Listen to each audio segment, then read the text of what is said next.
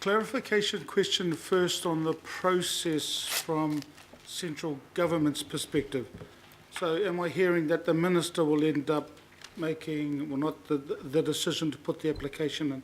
Is that what I'm hearing? The spirit. So the process to adopt the roads of national significance is a request that NZTA must make to the Minister for the Environment and Minister of Conservation, and they determine whether or not it should be dealt with through a board of inquiry, which is the EPA, Yep. or it should be sent back to this council to consider as a standard designation.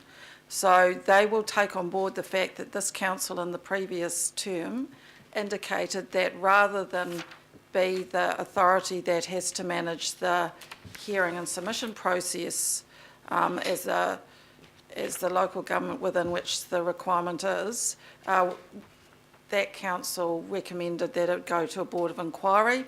The main reason for doing that is it gives this council the ability to be a submitter as opposed to a regulator.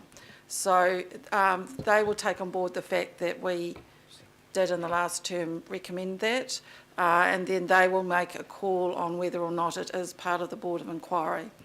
And if it is, then notification will happen along those lines. And are we hearing, or is the advice from officers saying that that decision by the Minister won't really kickstart anything until 2017?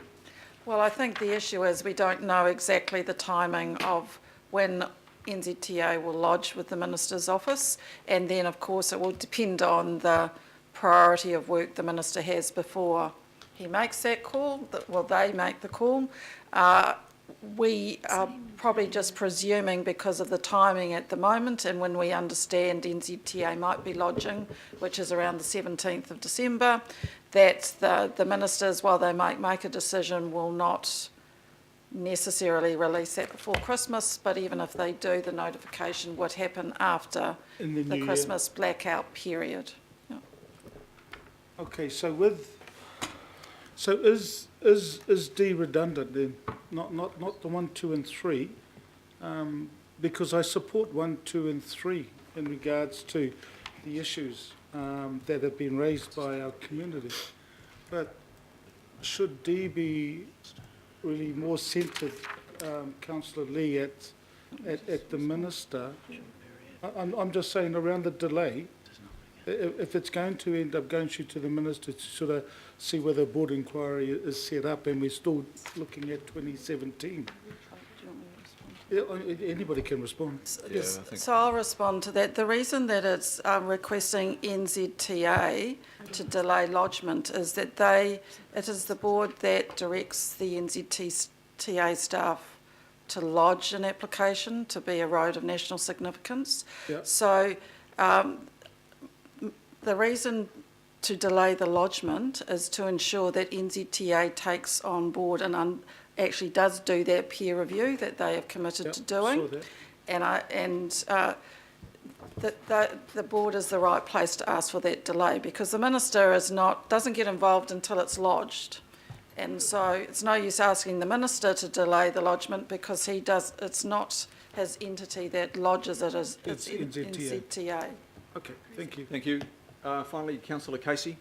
Oh yeah, one of the resolutions relate to something called the community plan, which I've heard the ward councillor discuss. Can you show me where it is, please?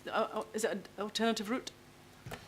I have seen the community plan. Councillor Denise Lee, do you want to reply to that question? Well, I'd be more than happy to send you a link, find a link for you. If we are voting on something that relates to something called a community plan, we should know what it is. Well, we're not voting on the community plan. We're voting for NZTA to follow through on their agreement to assess it independently. So that's no endorsement from us. It's no reference from us to the community plan. It's simply asking NZTA to follow through. That's fine. So if it's in there, I'd quite like to see it. So maybe it could be circulated to the committee. We can do that. Great Thank idea. you. Good idea. So members, I support this. I think we can move to put this in. I think one of the things I really respect here is this. There's always been, well, of the last couple of decades, there's been tremendous community response to gain ownership of that coastline on the Onehunga Bay, and now there's a risk of severing it around the corner on the estuary side. So while this project is a key project of government's, it is also a key project of this council's. It's identified in the Auckland plan, though when we considered it in the Auckland plan, we never knew how it was going to turn up. We never knew of the design. Now we've got the concept design, and it does risk severing the community of Onehunga and Te Pāpapa from the Manukau Harbour. There is clearly that risk. So we don't want to be repeating old patterns here. So I'm encouraged to hear, haven't been to those meetings, but Councillor Lee has been, and I think the local Member of Parliament has been engaged as well. But there's been tremendous public engagement on this topic, and I think it's for us to acknowledge that. We're not pushing this out too far at all. We stay engaged with government on it, and my urge to you is to support the amendment.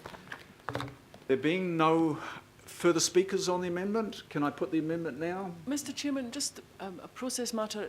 If you put that, it assumes that we're doing the political working party and doing the logic. No, we haven't moved. It's moved and seconded. The primary motions A, B and C are moved, but this is an amendment by addition, and then we'll go back to the primary motions. So there's no link between the two? Well, there is clearly a link because it's the same topic. So I will move that. All those in favour say aye. Aye. Aye. Contrary, no. Declare that carried. I'll now go to, and thank you, Councillor Lee,